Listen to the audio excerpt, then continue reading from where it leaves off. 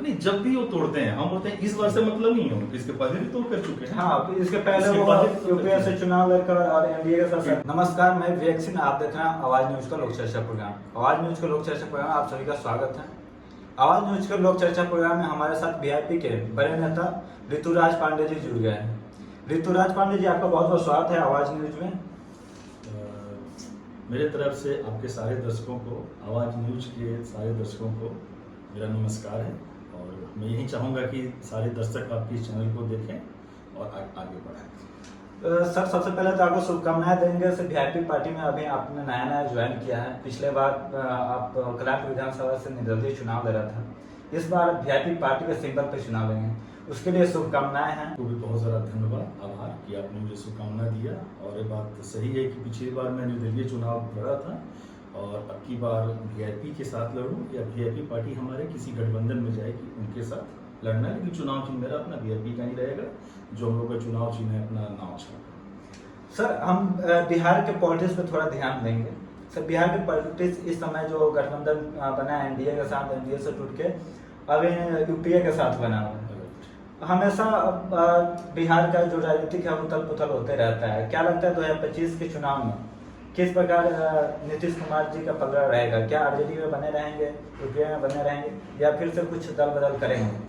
देखिए, आपको मैं बता दूं कि मैं कुछ विशेषज्ञ तो नहीं हूँ इस चीज़ों का, क्योंकि मैं भी ये काम करता हूँ, लेकिन फिर भी मुझे लगता है कि जो आपने बोला कि पिछले 30 साल से, लगभग 30 साल से हम लोग का चल रहा है जो आज आरजेडी और नीतीश जी, लालू जी का जो चल रहा है, उसमें बहुत सारी चीज़ें हुई हैं जिसमें विकास तो हुआ नहीं।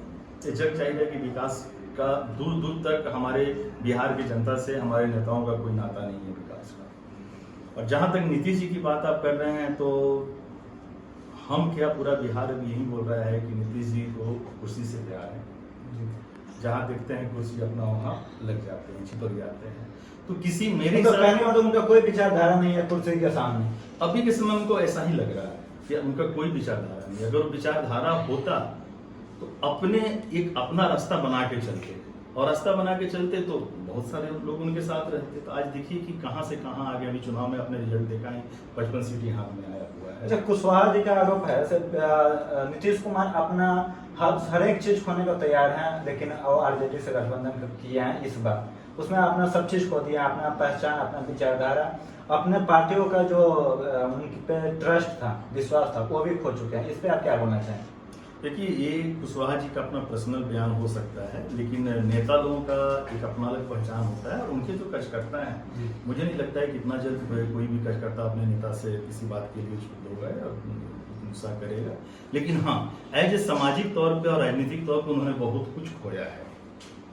इस बार गठबंधन तोड़कर यूपीए में शामिल होने से, इस बार गठबंधन तोड़कर नहीं, जब भी वो तोड़ते हैं हम बोलते हैं इस बार से मतलब नहीं है, इसके पहले भी तोड़ कर चुके हैं। हाँ, इसके पहले वो यूपीए से चुनाव लड़कर और एनडीए के साथ सरकार बनाए, और इसमें एनडीए के साथ चुनाव लड़कर यूपीए से सरकार बनाए। बिल्कुल बिल्कुल, तो इसके पहले भी तो उन्होंने किया हुआ है। तो क्या होते, देखिए, आप नेता हैं, नेता मतलब आप हमारी जनता के एक प्रकार के राजा हैं। आपके कहे अनुसार, आपके इशारों पर हमारी पुलिस चलता है, हमारा तंत्र, हमारा न्यायपालिका, हमारी जनता सब चलते हैं। अब आप ही अगर एक सही पद चिन्ह पर नहीं चलिएगा तो जनता क्या करेगी? जनता तो भटक जाएगी। तो आज स्थिति यही हो गया है कि आप 8 बार मुख्यमंत्री का तो आपको उपाधि मिल गया, लेकिन इस 8 बार मुख्यमंत्री बनने में आपने हमारे राज्य को क्या दिया है? अगर जनता आपसे पूछे तो मुझे नहीं लगता कि आप जवाब दे पाएंगे कि आपने क्या दिया है। ना आप जनता का आरोप है सर, 8 बार बन के आप रिकॉर्ड बनाए हैं सर, 8 बार चीफ मिनिस्टर का शपथ ग्रहण किए। ये रिकॉर्ड बनाया, मैं वही बोल रहा हूँ ना कि आप रिकॉर्ड तो बना लिए सिर्फ अपने लिए, लेकिन आपने जनता को क्या दिया है? ना अच्छा स्वास्थ्य दिया है, ना अच्छा शिक्षा दिया है, ना अच्छा रोजगार तो खैर दिया ही नहीं है। रोड की बातें हैं तो चलिए, कुछ सेंट्रल से कुछ आपसे बनकर हुआ है। बिजली भी बहुत हद तक ठीक है, जो सही है उसको मानने में कोई दिक्कत नहीं है, लेकिन रोड और बिजली से जीवन तो नहीं चलेगा। आज देश को आजाद हुए 75-76 साल होने जा रहा है और हम बात कर रहे हैं कि हमारे पास रोड बन गया, हम बात कर रहे हैं कि हमारे पास बिजली आ गया। कौन सा बड़ा तीर मार लिया हमने? कोई बड़ा तीर नहीं मारा। आज देखिए हमारे राज्य का क्या स्थिति है। पिछले कुछ महीनों में पूरे देश में बोला जा रहा है बिहार में जंगल राज। कितनी दुख की बात है हमारे बिहार के लिए, हम बिहारियों के लिए, कि हम जंगल राज में रहते हैं। ऐसा है नहीं। सर एक सेकंड ब्रेक करना चाहेंगे, ये जंगल राज का मतलब क्या है? क्योंकि सभी लोग बोलते हैं, आपके अनुसार से जंगल राज का मतलब क्या है? मैं वही बताना चाहता हूँ। जंगल का मतलब समझते हैं कि भाई शेर है, जब चाहे जिसको अपना कर लिया, उसके इधर उधर हो गए, जो तो जंगल का राज। तो हमारे यहाँ ये बात है, लेकिन बिहार में जंगल राज नहीं है।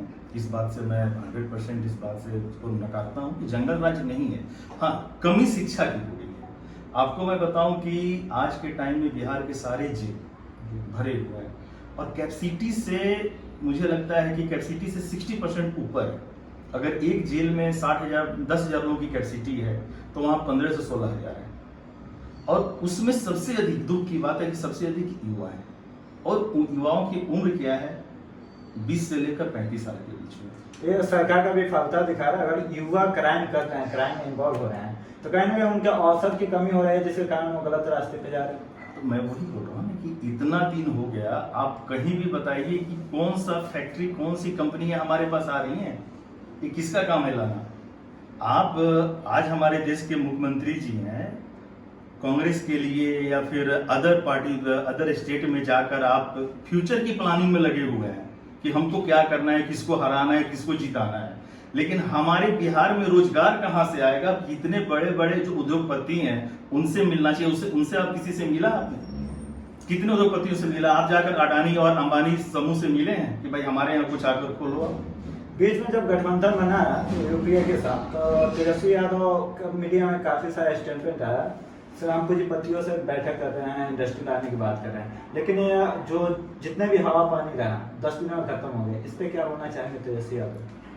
मैं वही बोल रहा हूँ कि दुख की बात है ये। अब हमारे तेजस्वी यादव जी हों या नीतीश जी हों या अदर जो सरकार में बैठे हुए हमारे मंत्री लोग हैं, पहल करना चाहिए। शिक्षा पर सबसे पहले ध्यान देना चाहिए। शिक्षा जब दूर होगा, हर एक व्यक्ति शिक्षित हो जाएगा, तो बेरोजगारी कम हो जाएगा, क्राइम कम हो जाएगा, हर एक चीज में सुधार हो जाएगा। तो आप शिक्षा पर ध्यान दीजिए, उद्योग कैसे आएगा उस पर ध्यान दीजिए। छोड़िए हमारे राज्य में कौन आ रहा है, कौन जा रहा है, कौन क्या बोल रहा है, ये जातीय जनगणना में सब क्या होता है, किसको जरूरत है? आप युवा हैं, सारा समाज से किसी को युवा को पूछिए, इससे खुश है? किसी को ये सब चीज नहीं चाहिए। सबको रोजगार चाहिए। उसका लाइफ कैसे चलेगा, फ्यूचर कैसे संभलेगा, अच्छा पढ़ाई कैसे पढ़ेगा? आज है तो हमारे बच्चे का है कि सबको भाई जाना है प्राइवेट स्कूल में। क्यों प्राइवेट स्कूल में पढ़ेंगे हम? सरकारी स्कूल का सारे हमारे जो टीचर्स है सरकार से सैलरी लेते हैं, सैलरी का टैक्स हम जैसे लोग भरते हैं, और हमारे बच्चे भी पढ़ने जाए प्राइवेट स्कूल में। तो युवाओं का तेजस्वी यादव से काफी सारे उम्मीद था, उस उम्मीद पे वो खरा नहीं उतरे हैं। क्या लगता है 2025 के चुनाव में किस सहारे युवाओं की तरफ अपना रुझान बनाएंगे, युवाओं से अपना वोट पाने के लिए कुछ प्रॉमिस करेंगे? देखिए समय उनके पास कम है, और उप मुख्यमंत्री हैं जी, मुख्यमंत्री तो है नहीं। जी। ऐसा तो नहीं है कि वो हमारे राज्य के उनको मुख्यमंत्री बना दिया गया है। क्वेश्चन उस वक्त किया जाएगा जब वो हमारे राज्य के मुख्यमंत्री बने। लेकिन कहा जा रहा है जब वो यूपीए से गठबंधन में, आरजेडी सबसे बड़ी पार्टी है, तो उन्हीं के इशारे पर सरकार चल रहा है अभी, क्योंकि स्वास्थ्य विभाग उन्हीं के पास है और वाइस चीफ मिनिस्टर हैं। ये तो ठीक है, सरकार इशारे पे चलना अलग बात है, लेकिन सरकार का कमांड किसके हाथ में है ये तो देखिए।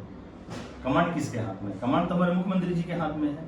और मुख्यमंत्री जब तक पहल नहीं, मुख्यमंत्री जी अगर चाहेंगे कि भाई हमारा राज्य में विकास हो, हमारा स्वास्थ्य सही हो, सब कुछ अच्छा हो सकता है। अब बैठक मुख्यमंत्री जी को करना है, मुख्यमंत्री जी को बिहार में समय देना है। मुख्यमंत्री जी के जितने विधायक हैं, जितने मंत्री हैं, उनके साथ बैठक करके, हर एक मंत्री बैठक करके पूछना चाहिए कि भाई क्या हो रहा है तुम्हारे विधानसभा में, क्या प्रोग्रेस हो रहा है, कौन सा रोड बना, क्या नहीं हुआ, क्या। तो ये सब किसी को मतलब नहीं है। आप जाकर मीडिया वाले जाएंगे, चर्चा करेंगे, हाँ मैं तो इस समीकरण बना रहा हूँ, मैं तो इस समीकरण बना रहा हूँ, मैं तो इसको हरा दूंगा, हमारे साथ ममता दीदी आ गई, हमारे साथ केजरीवाल जी आ गए, हमारे साथ आंध्रा वाले आ गए। इन चीजों से क्या मतलब है अपने को? आप जिस पद पे हैं उस पद के गरिमा को संभालिए और बिहार को आगे बढ़ाइए।